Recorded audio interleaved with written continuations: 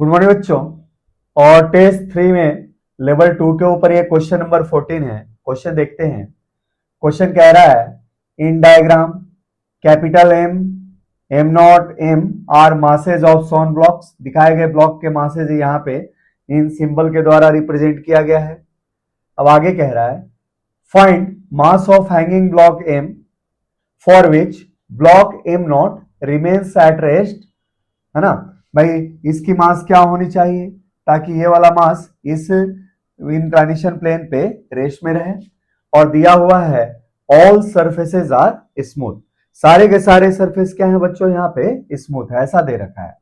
अच्छा, हमारे पास am not के वैल्यू के लिए यहाँ पे जो ऑप्शन है बच्चों वो कितना है, ये सॉरी एम के लिए जो ऑप्शन है वो कितना है, ये बी ऑप्शन यहाँ पे क्या है बच्चों, सही है। तो क्वेश्चन सॉल्व करते हैं और ये देखते हैं कि हमारा बी ऑप्शन कैसे यहाँ पे आया हुआ है हैंगिंग मास के लिए। तो चलिए बच्चों क्वेश्चन को सॉल्व करते हैं।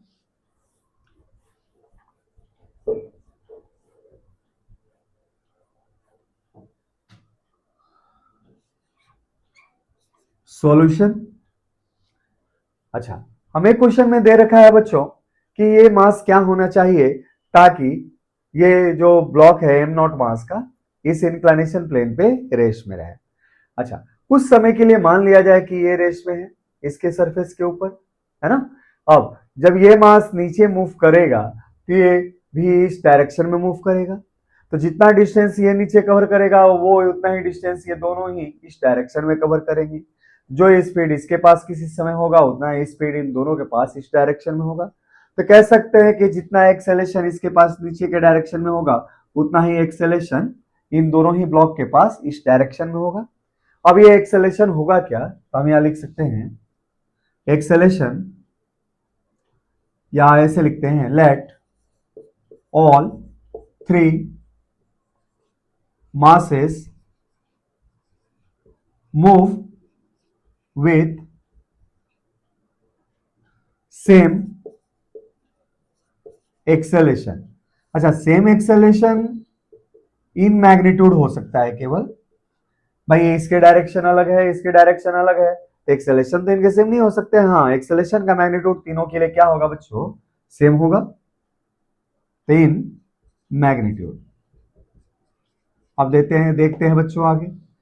अब ये तो लेट दिस एक्सेलेरेशन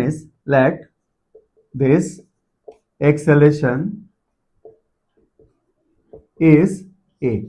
ये भी मान लिया कि एक्सेलेरेशन क्या है, ए, जैसा कि डायग्राम में दिखाया गया है।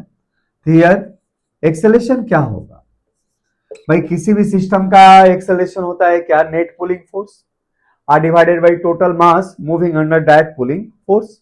यहाँ पे जो हमारे पास सिस्टम को मूव कराने के लिए फोर्स लग रहा है वो केवल इसका वेट लग रहा है, जिसके कारण ये पूरा का पूरा सिस्टम मूव करने के लिए यहाँ पे कंपेल किया जा रहा है ना। तो इसी फोर्स mg के कारण ये पूरा सिस्टम क्या करता है, यहाँ पे मूव करता है।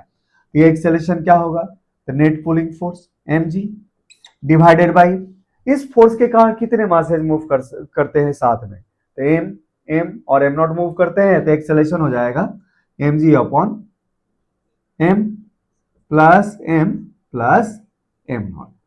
ठीक है बच्चों, ये हमने मान लिया क्या, इक्वेशन नंबर 5। अब इस मास का हम एबीडी देखते हैं, एबीडी ऑफ एम नॉट का यहां एबीडी बनाते हैं बच्चों। तो ये जैसे इंक्लिनेशन प्लेन था, है ना, और इंक्लिनेशन प्लेन इस डायरेक्शन में एक्सेलेरेशन ऐसे एक्सेलेरेटेड है और इस पे ये मास एम नॉट रखा गया है। अच्छा, देखते हैं एम नॉट पे फोर्सेस क्या क्या लगते हैं एबीडी के दौरान। तो ग्रेविटी का फोर्स लगेगा क्या बच्चों, यहाँ पे mg लगेगा और ये थीटा है। अच्छा, एक भाई सरफेस स्मूथ है तो लगने वाला जो रिएक्शन का फोर्स है नॉर्मली ऐसे इस डायरेक्शन में लगेगा। और चूंकि हम एफबीडी बना रहे हैं एक नॉन इनर्शियल फ्रेम के रिस्पेक्ट में, भाई ये ब्लॉक एक्सेलेरेटेड है तो इसके रिस्पेक्ट में एफबीडी बनाओगे तो एफबीडी में रियल फोर्सेस के साथ क्या जोड़ोगे, इस पे जोड़ोगे आप स्यूडो फोर्स, और स्यूडो फोर्स की डायरेक्शन क्या होती है, फ्रेम के अपोजिट डायरेक्शन में होती है। तो इस डायरेक्शन में इस पे एक लगेगा क्या बच्चों, pseudo force am not a. ठीक है, अब देखें इंक्लाइनेशन प्लेन के अलोंग कोई भी मोशन नहीं होता है। In this direction am not is at rest. In this direction, इस डायरेक्शन के along am not is at rest. अच्छा, कोई भी ऑब्जेक्ट अगर किसी डायरेक्शन के अलोंग रेस्ट में है तो इसका अर्थ उस डायरेक्शन में लगने वाले सभी फोर्सेस का सम क्या होता है, जीरो, या एक डायरेक्शन में लगने वाला फोर्स बराबर दूसरे डायरेक्शन में लगने वाले फोर्सेस। तो यहां देखते हैं mg का इस डायरेक्शन में फोर्स क्या लगेगा बच्चों, तो mg का इस डायरेक्शन में फोर्स लगेगा यहां पे mg साइन थीटा।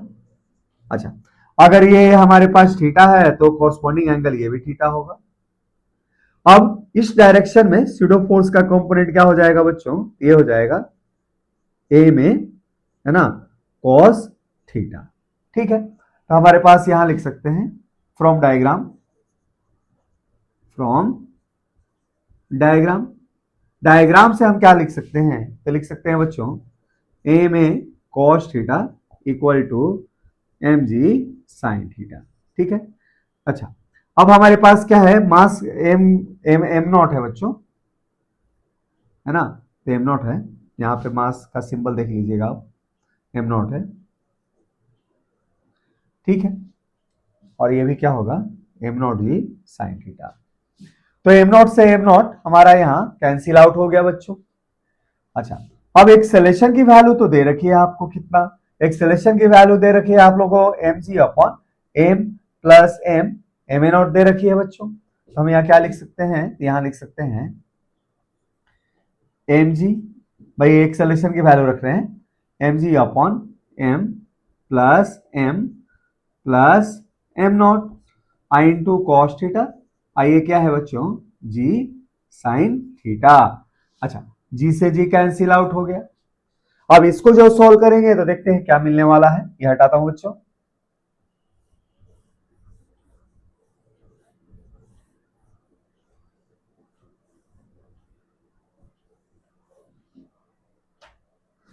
देखिए इसको आगे सॉल्व करते हैं हम, किसकी वैल्यू निकाल रहे हैं, हैंगिंग मास एम के लिए सॉल्व कर रहे हैं, स्मॉल एम के लिए। तो लिख सकते हैं क्या, m cos theta equal to, अच्छा ये भी इधर जाके मल्टीप्लाई होगा, अच्छा कि स्मॉल एम के लिए सॉल्व कर रहे हैं इसलिए इसके साथ केवल अलग से मल्टीप्लाई करते हैं और इसको साथ में रख लेते हैं। तो हमारे पास क्या हो जाएगा, ये m sine theta plus M naught sine theta.